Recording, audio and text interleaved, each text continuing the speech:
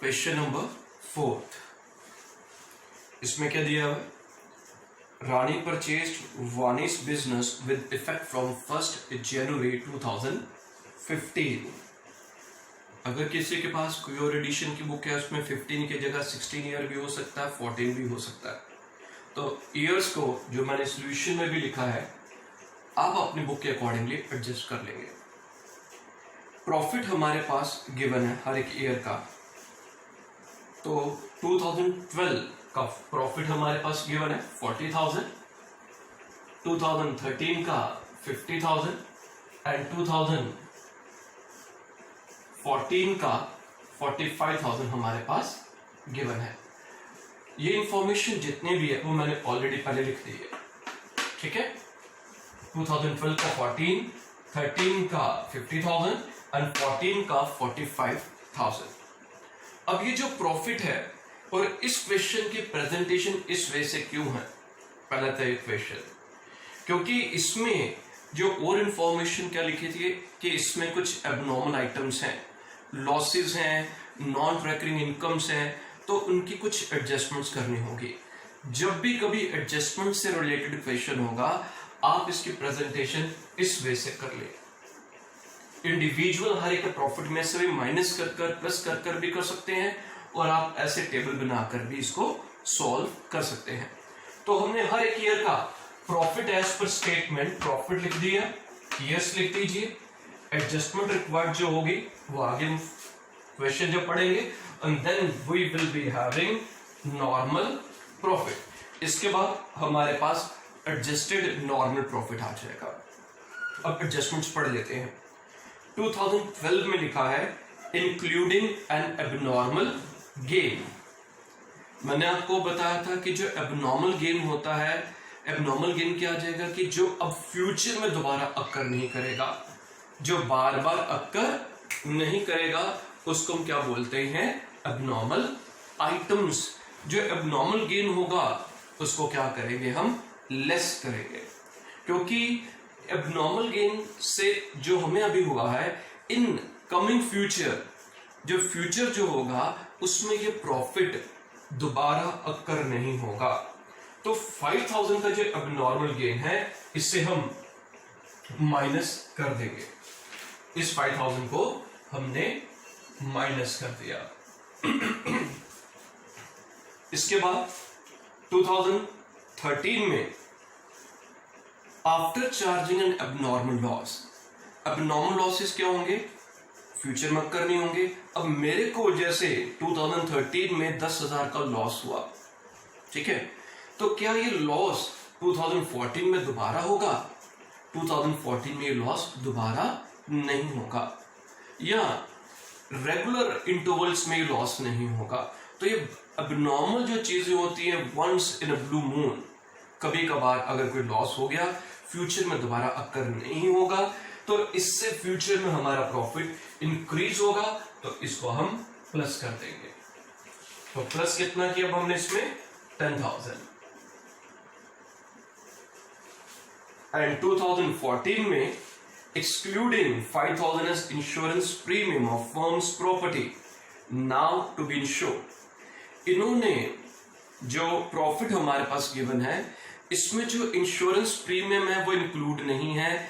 तो यहां पर क्या लिखा है? जिन्होंने बिजनेस एक्वायर किया वो कह रहा है कि मैं फ्यूचर में इंश्योरेंस प्रीमियम पे करूंगा। अगर हम फ्यूचर में इंश्योरेंस प्रीमियम पे करेंगे तो फ्यूचर में इंश्योरेंस प्रीमियम पे करने से हमारा प्रॉफिट कम होगा, रिड्यूस होगा। अगर प्रॉफिट हमारा डिक्रीज होगा तो उसे हम माइनस कर देंगे। तो इसलिए हम 5,000 रुपीज को माइनस कर देंगे। तो ये जो हमने माइनस किया प्लस किया, इन सभी आइटम्स को हम एडजस्ट करेंगे और हमारे पास नॉर्मल प्रॉफिट आ जाएगा। 40,000 में से 5,000 माइनस किया 35,000, ये प्लस किया 60,000, ये माइनस किया 40,000। तो हमारे पास जो टोटल एडजस्टेड प्रॉफिट है वो 1,35,000 आ जाएगा। एडजस्टमेंट्स आपने करनी है, this is a normal profit. अब इसके बाद एवरेज प्रॉफिट का फॉर्मूला जैसे पहले था टोटल अब हम वर्ड यूज करेंगे एडजस्टेड प्रॉफिट, क्योंकि ये प्रॉफिट एडजस्टमेंट के बाद आया है, तो हमने इसलिए टोटल एडजस्टेड प्रॉफिट वर्ड लिख दिया divided by number of years जो 3 है, तो 1,35,000 को हमने 3 से डिवाइड किया और हमारे पास 45,000 रुपीज जो होगा वो एवरेज प्रॉफिट आ जाएगा। गुडविल कितनी ईयर्स परचेज है?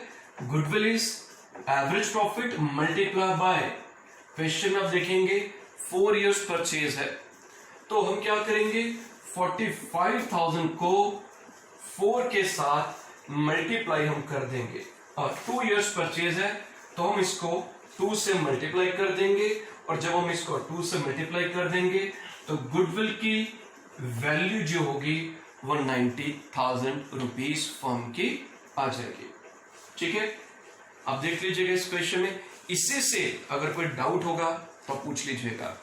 इससे से रिलेटेड मिलता जुलता क्वेश्चन नंबर 6 है, वो भी अभी हम करते हैं। 6 क्वेश्चन में क्या क्या चीजें आ जाएंगी, पहले वो सब इंफॉर्मेशन मैं यहां पर फीड कर लेता हूं जो जो गिवन है हमारे पास। आप in the main time 6 question को आप रीड आउट कर लीजिए।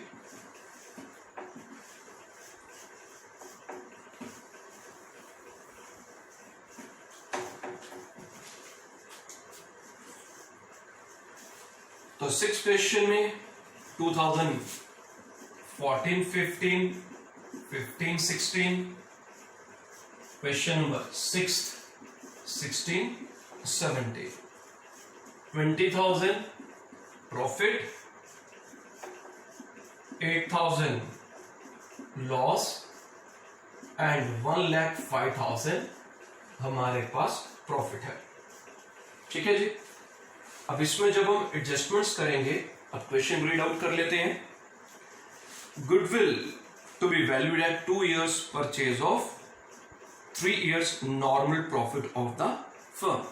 3 years की इंफॉर्मेशन हमारे पास गिवन है, हम एवरेज प्रॉफिट निकालेंगे और एवरेज प्रॉफिट को हम 2 से मल्टीप्लाई करेंगे गुडविल को सॉल्व करने के लिए, कैलकुलेट करने के लिए।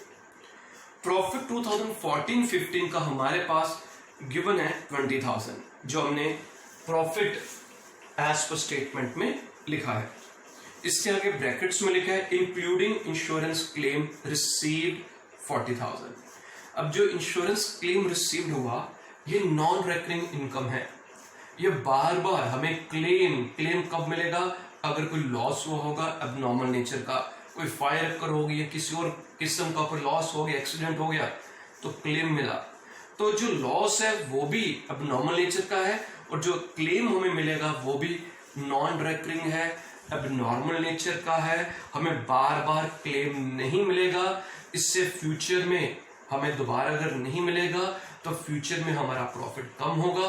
तो जो 2014-15 के प्रॉफिट में इसे हम माइनस कर देंगे, 40,000 रुपीज को हमने माइनस कर दिया। लॉस फॉर 2015-16 गिवन है 8,000, दैट इज वाई हमने इसको ब्रैकेट्स में लिखा है। और आगे लिखा है इंक्लूडिंग वॉलेंट्री कंपनसेशन पेड 1,10,000। जो वॉलेंट्री कंपनसेशन पे की है, क्या हम हर साल जो कंपनसेशन पे करेंगे वॉलेंट्री कंपनसेशन, हमारे पास जो एम्प्लॉइज थे हमने उनको वॉलेंट्री रिटायरमेंट की अपॉर्चुनिटी दी, ऑफर दी, और जिन्होंने वॉलेंट्री कंपनसेशन ले ली उनको हमने अवेल की, हमने उनको बेनिफिट दिया, पेमेंट की, और ये बार बार पेमेंट नहीं होगी। नेक्स्ट ईयर में हम पेमेंट दोबारा नहीं करेंगे, नेक्स्ट ईयर में हमारा प्रॉफिट इस कारण से इंक्रीज होगा, तो इसलिए इसे हम प्लस कर देंगे, प्लस 1,10,000।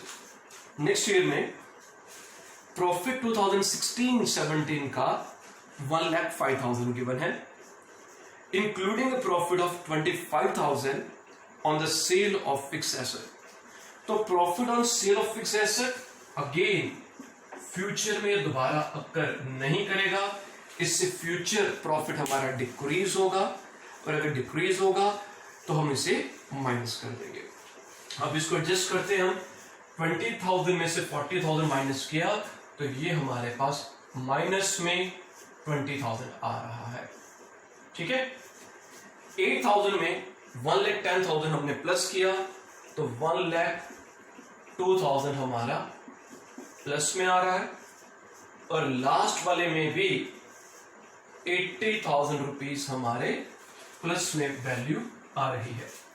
इन सब को हमने प्लस किया, 1,62,000 हमारा टोटल एडजस्टेड प्रॉफिट आ गया। फॉर्मूला यूज किया एवरेज प्रॉफिट के लिए, total adjusted profit divided by number of years.